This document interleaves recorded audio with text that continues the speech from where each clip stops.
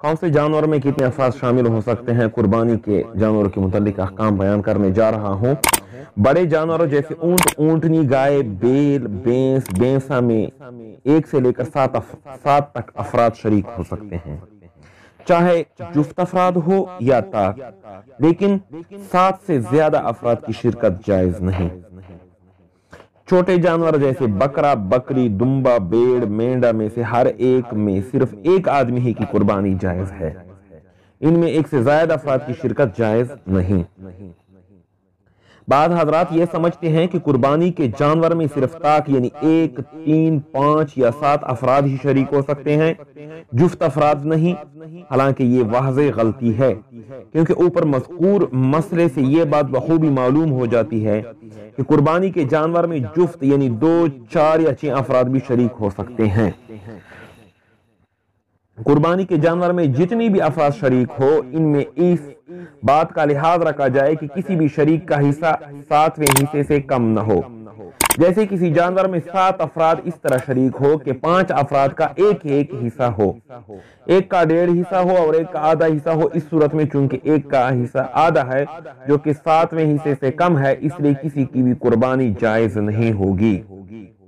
ماقبل میں یہ بیان کر چکا ہوں کہ قربانی کے بڑے جانور میں 7 سے زیادہ افراد کی شرکت جائز نہیں۔ اس سے یہ اہم بات بھی ثابت ہوتی ہے کہ قربانی کے جانور میں جتنی بھی افراد شریک ہو، اس میں اس بات کا لحاظ رکھا جائے کہ کسی بھی شریک کا حصہ 7ویں حصے سے کم نہ ہو۔ یہی وجہ ہے کہ جس طرح 7 سے زیادہ افراد کی شرکت جائز نہیں، اس طرح یہ بات بھی سمجھنے کی ہے کہ اگر افراد 7 یا 7 سے کم ہو لیکن حصوں کی تقسیم اس طرح کی جائے کہ شرکاء میں سے بعض یا سب کا حصہ 7ویں حصے سے کم آ رہا ہو، تب بھی جائز نہیں۔ ان باتوں کو مثالوں سے میں آپ لوگوں کو سمجھانے کی کوشش کرنے جا رہا ہوں۔ کسی بڑے جانور میں 8 افراد شریک ہو تو ظاہر کہ ہر ایک کا حصہ 7ویں حصے سے کم ہو گیا، تو یہ جائز نہیں۔ کسی جانور میں 7 سے کم افراد اس طرح شریک ہو کہ بعض یا سب کا حصہ 1 سے زائد ہو، یعنی ہر ایک کے پاس ایک مکمل حصہ ہو اور باقی حصہ کسر میں ہو، تو یہ بھی جائز ہے، کیونکہ ہر ایک کا حصہ 7ویں حصے سے کم نہیں بلکہ زیادہ ہے۔ جیسے ایک جانور میں 4 افراد اس طرح شریک ہو کہ 2 افراد کا ایک حصہ ہو جبکہ باقی 2 افراد کے ڈائی حصے ہو، تو یہ بھی جائز ہے، کیونکہ کسی کا بھی حصہ 7ویں حصے سے کم نہیں۔ کسی جانور میں 7 افراد اس طرح شریک ہو کہ 5 افراد کا ایک حصہ ہو، 1 کا 1.5 حصہ ہو اور 1 کا آدھا حصہ ہو۔ اس صورت میں چونکہ 1 کا حصہ صرف آدھا ہے جو کہ 7ویں حصے سے کم ہے، اس لیے کسی کی بھی قربانی جائز نہیں ہوگی۔